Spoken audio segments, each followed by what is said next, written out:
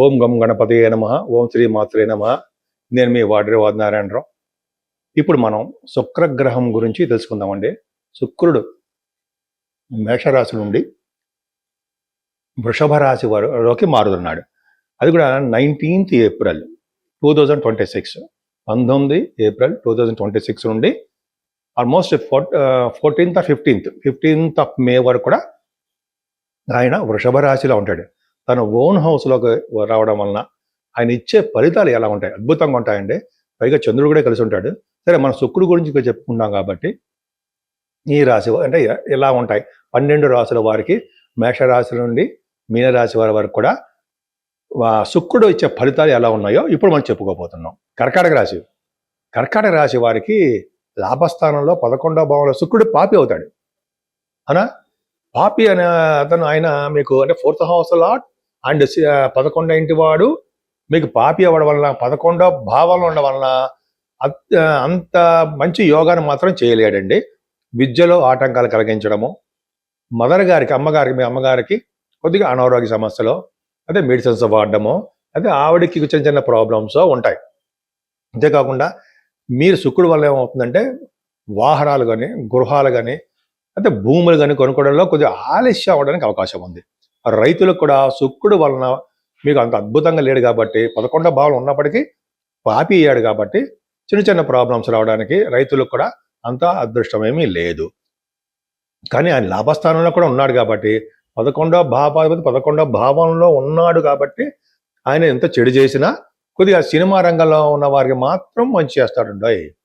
ఎందుకంటే సినిమా రంగంలో కర్కాటక రాశి వారికి సినిమా రంగంలో ఉన్నారనుకోండి, అయితే ఒక టెలివిజన్ రంగం అనుకుందాం, కళ రంగం, మంచి మంచి ప్రాఫిట్స్ వస్తాయి వాళ్ళకి, సినిమాలో అవకాశాలు వస్తాయి. అంతేకాకుండా గుర్తింపు, గౌరవము, ధనము అనుకున్న దానికంటే ఎక్కువ రావడము జరుగుతుంది. చాలా అద్భుతమైనటువంటి శుక్ర ప్రభావం చాలా బాగుంది.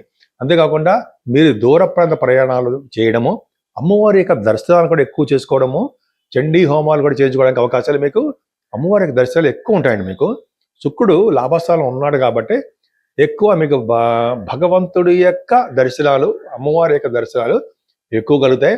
సినిమా రంగంలో ఉన్న వారికి, వ్యాపార రంగంలో ఏ వ్యాపారమైనా సరే ఆ వ్యాపార రంగంలో ఉన్న వారికి కూడా ధనము వృద్ధి అవుతుంది. ఇందాక చెప్పినట్టుగా నా పేరు వాడ్రే వాదనారాయణరావు శర్మ. మీ వాడ్రే వాడ్రేవ్. సరేనండి. నేను మీరందరూ కూడా అంటే నా వీడియోస్ని చూస్తూ, విదేశాల్లో కూడా నివసిస్తూ నా వీడియోస్ చూస్తూ నన్ను ఎంతగానో ప్రోత్సహిస్తున్నటువంటి మీరందరికీ పేరు పేరున నా హృదయపూర్వక నమస్కారాలు. అంతే కదండి, మీరు జాతకాలు చూపించుకోవాలనుకుంటే మీరు, మీ స్నేహితులు, మీ తెలిసిన వారు ఎవరైనా చెప్పండి. వాళ్ళకి మీరు తెలుసుకోవాలనుకుంటే date of birth, time of birth, place of birth 3 ఉంటే చాలండి. ఎందుకంటే చాలా ప్రాబ్లమ్స్ ఉంటాయి కదా, అంటే పెళ్ళిళ్ళు కావట్లేదనో, జాబ్స్ రావట్లేదనో, చిల్డ్రన్ కోసమనో, ఇవన్నీ కొన్ని ప్రాబ్లమ్స్ చాలా జాతకాల్లో కనిపిస్తూ ఉంటాయి. నాకు 36 ఏళ్ళ అనుభవం ఇందులో కూడా ఉంది. 34 సంవత్సరాలు ఫైనాన్స్లో కూడా చేశాను. సరే, అది పక్క పెడదాం కండి. అకౌంట్స్ ఆఫీసర్గా, సీనియర్ అకౌంట్స్ ఆఫీసర్ సింగరేణి కాలేజీలో చేశారు. అది పక్క పెడదామండి. సో ఈ విధంగా మనం ఉంది. మీకు ఏమాత్రం అంతేకాకుండా మీరు ఇవన్నీ ఉంటే, ఈ డీటెయిల్స్ ఉంటే తప్పకుండా మనం పరిష్కార మార్గాలు తప్పకుండా చేద్దామండి. అంతేకాకుండా నేను ఫోన్ చేసినప్పుడు కింద స్క్రోల్ అవుతున్న ఫోన్కి మీరు ఫోన్ చేయండి. మీరు ఫోన్ చేస్తున్నప్పుడు నేను గబుక్కుని లిఫ్ట్ చేయలేకపోవచ్చు. షూటింగ్లో ఉండడం వలన, వేరే వాళ్ళకి జాతకాలు చెప్తూ ఉండడం వలన కొద్దిగా నేను లిఫ్ట్ చేయలేను. మా మా మిస్సెస్ చేస్తుంటుంది, లేదా మీతో మాట్లాడుతూ ఉంటాను. మీరు అదే వాట్సాప్లోనే మెసేజ్ పెట్టచ్చండి. మెసేజ్లు పెట్టడం వల్ల ఏమవుతుందంటే నేను తిరిగి మీతో కాంటాక్ట్ అయ్యి మీకు ఏమి ప్రాబ్లమ్స్ ఉన్నాయో ఇవన్నీ కూడా నేను అడుగుతాను. తప్పకుండా చెప్పుకుందాం. చాలామంది ఈ విధంగా జరిగాయండి. చాలామందికి మ్యారేజ్ కాకపోతే మ్యారేజ్ అవ్వడము, ఉద్యోగాలు, మరి చాలామంది చెప్పాను వాడికి ఉద్యోగాలు రావడం. నేను గ్రేట్ పర్సనాలిటీ కాదండి, మేము ఈ జాతకాల్లో ఉన్నదే చెప్తున్నా. ఉద్యోగాలు రావడము అట్లాగా చేస్తూ ఉంటాం. అంతేకాకుండా మ్యాచ్ మేకింగ్ అంటాం కదండి, అంటే వధూవరుల జాతక పరిశీలన, అది చాలా అంశాలు పరిశీలించాలండి. అది ఊరికే చూసేసి ఏదో కుదిరిందని, లేకపోతే పాయింట్లను చూసేసి చేసేయచ్చని అలా చెప్పకూడదు ఎప్పుడు కూడా. దానికి చాలా సిస్టమ్స్ ఉన్నాయి.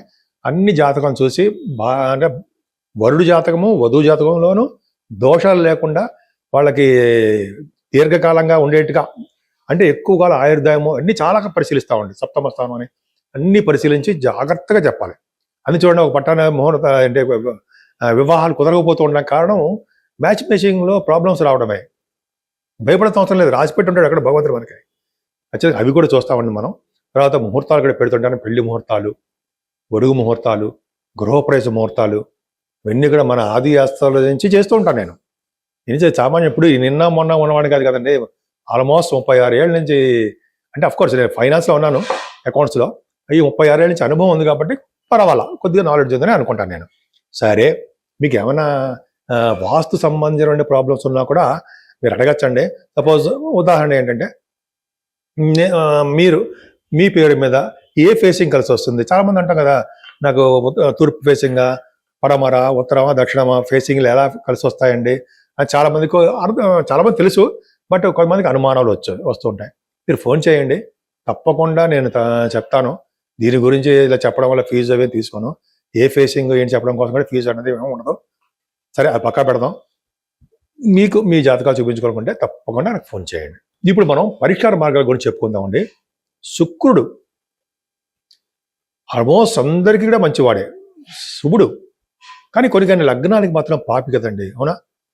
ఉదాహరణకి మేష లగ్నానికి, వృశ్చిక లగ్నానికి ప్రబల పాపి అవుతాడు కదా, అవునా? అలాగే మీన లగ్నానికి కూడా పాపి అవుతాడు. కొన్ని లగ్నాలకి పాపత్వం ఉందండి.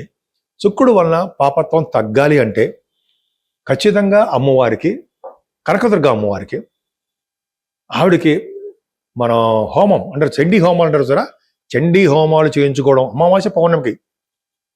విడివిడిగా చేయించుకోవడానికి కష్టం అండి.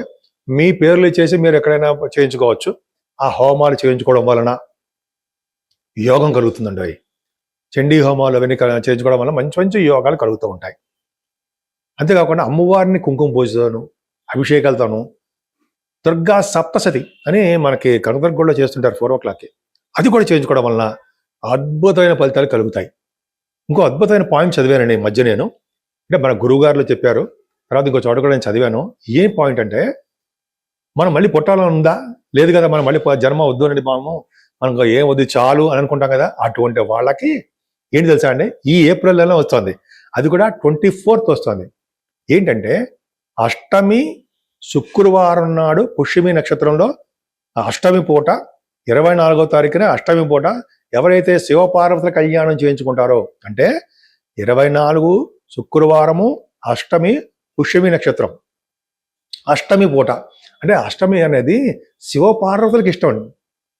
ఆ రోజు కనుక శివపార్వతుల కళ్యాణం చేస్తారు, చాలా గుళ్ళలో చేస్తారు. చేయించుకుంటే వాళ్ళకి పునర్జన్మ ఉండదు అని మా గురువుగారు చెప్పారు. నేను చాలా చోట్ల చదివాను, కావాలంటే చూపిస్తా అక్కడ పాయింట్. నేను ఎప్పుడూ నా సొంత గైతం నా పై ఏమో ఉండవండి, ఎక్కడ ఏది ఉందో అదే మంచి జరగాలని కోరుకుంటూ ఉంటా. మీకు మీ శ్రేయస్సే మాకు కావాలి కదండి. మిమ్మల్ని ఏదో తిడుతూ ఉంటే మాకేమొస్తుంది, నాకేమొస్తుంది? కాబట్టి మీ శ్రేయస్సు మీ కోరుకోవడం కాబట్టి 24వ తారీఖుని ఏమాత్రం మర్చిపోకండి. చేసుకోవడం వల్ల అద్భుతమైన ఫలితాలు ఉంటాయి. అంతేకాకుండా ఇది వైశాఖ మాసం వస్తుందండి. వైశాఖ మాసము 18వ తారీఖు వస్తుంది. ఇదంతా కూడా దానాలు చేయవలసినటువంటి మాసం ఉండవు. ఎన్ని దానాలు చేసినా మనం ముఖ్యంగా గుర్తుపెట్టుకోవాల్సినవి 4 సింపుల్.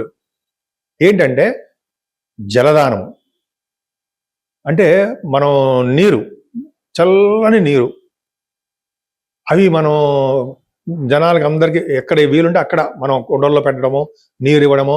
నేనైతే బాటిల్స్ కొనేసి అందరికి కూల్ బాటిల్స్ పెట్టి అందరికి వెళ్ళి అందరికి ఇచ్చేసి వస్తూ ఉంటా. నేనైతే జలదానం మోస్ట్ ఇంపార్టెంట్. అది చేసుకున్న వాళ్ళు పుణ్యలోకాలకి వెళ్తారు అని ఉంది. మనము కాదు, మనము మన పెద్దలు తర్వాత వాళ్ళు పుణ్యలోకాలకు వెళ్తారు. 2వ పాయింట్, జలదానం తర్వాత గొడుగు. గొడుగు అంటే మనకు తెలుసు కదా, చామ్రదానం. గొడుగు చామరం కాదండి, గొడుగు దానం అంటే నీడనిచ్చేది గొడుగు, అదొకటి. చెప్పులు, పాదరక్షలు, అదొకటి. విసినికర్ర. ఇవన్నీ ఖర్చులో ఉంటాయంటారా? ఏమీ మాత్రం ఉండదు, సామాన్యుడికి కూడా అందుబాటులో ఉంటాయి. జలదానము, అలాగే ఇందాక చెప్పిన గొడుగు, పాదరక్షలు అండ్ విసినికర్ర. ఈ 4 ఇవ్వండి. ఈ వైశాఖ మాసంలో ఎప్పుడు వీలుంటే అప్పుడు ఇచ్చేస్తూ ఉండండి. ఇంకా చెప్పాలంటే అక్షయ తృతీయ ఉంది చూసారా, అక్షయ తృతీయ 20 తారీఖు వస్తుంది అనుకుంటా. అక్షయ తృతీయ రోజుని 24వ తారీఖుని అంటే అష్టమి పూట ఇలా గనక ఎవరైతే దానాలు చేశారో వాళ్ళకి పునర్జన్మ లేకుండా వాళ్ళ పితృదేవతలు వాళ్ళ తర్వాత తరాల వాళ్ళు అందరూ కూడా మోక్ష ప్రాప్తిని కలుగుతాయి, మోక్షాన్ని కలుగుతుంటారు శాస్త్రం చెప్తోంది.